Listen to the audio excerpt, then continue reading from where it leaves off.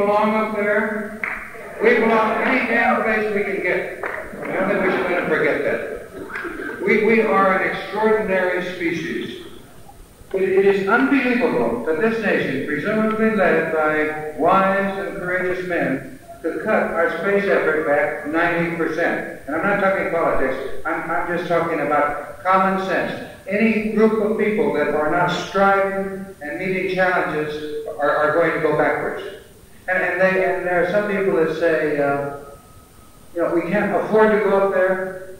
I submit this to you. Any nation that can spend $7 billion a year on cosmetics can damn well afford a space program.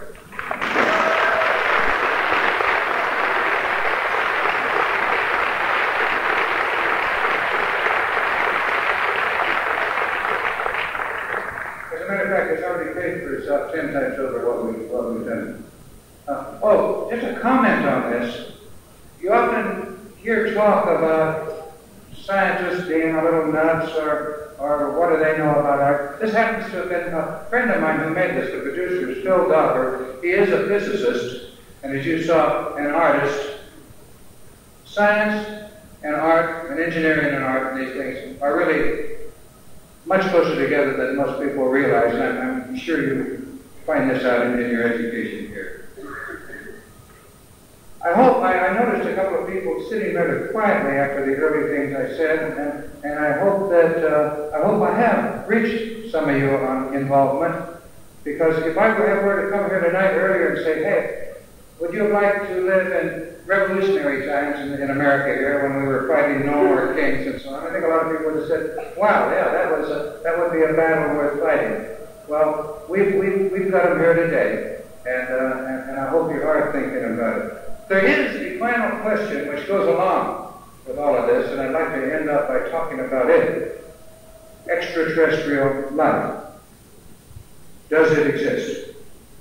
Well, as is often true of writers, I happen to have found an answer to that. A document which appears on the face of it to be the diary of an alien, an extraterrestrial, who lives here among us. Let me tell you how I came across it. I was in Washington several years ago now, and I was being honored. I was receiving the American Freedom Medal from the National Space Club at their annual gala dinner, and I knew I would have to say something after I received it. I was really nervous because 3 years ago, I guess it was, when I got it, there were only two men at that time had been given it. One was Bob Hope, and the other was Walter Cronkite, and I felt myself in rather rarefied company, and I didn't want to go on the platform and make an ass of myself. So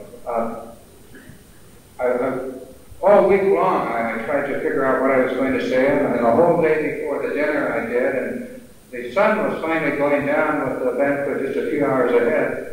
I still didn't have a thing, and I swear to you, on the paper in my rented typewriter in front of me, some words begin to appear. These things happen to writers. and it was these comments from an extraterrestrial. And I usually rewrite like mad, but this just came out. And so that evening at the dinner, after they had gone through the ceremonies, the Marine band had marched off, and the people there were like the Secretary of Defense, the head of NASA, the Joint Chiefs of Staff, and people like that. And so I just had nothing else to do, so I decided I'd take a chance and I'd read from the diary of an extraterrestrial.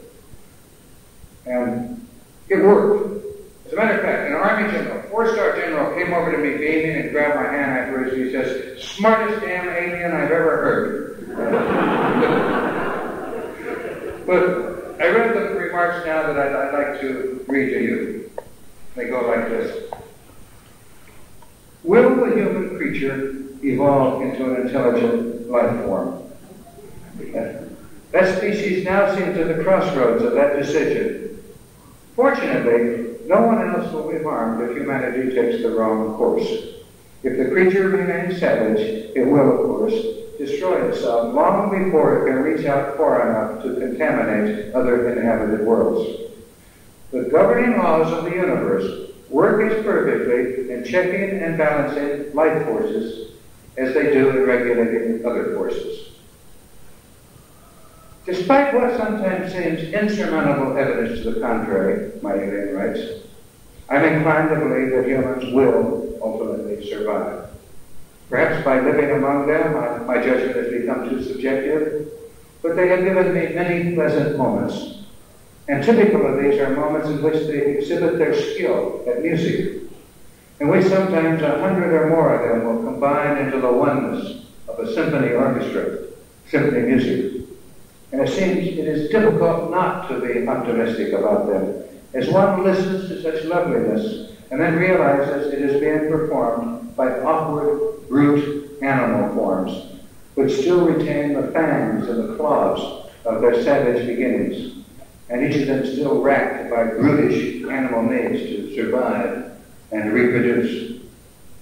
At such moments, one can truly understand and appreciate humans for what I now believe they truly are. Infants, sometimes cruel and unthinking like all infants, but made attractive and precocious by some divine spark that is within them. My extraterrestrial goes on to say, until recently, humans have believed material things are the only form of reality.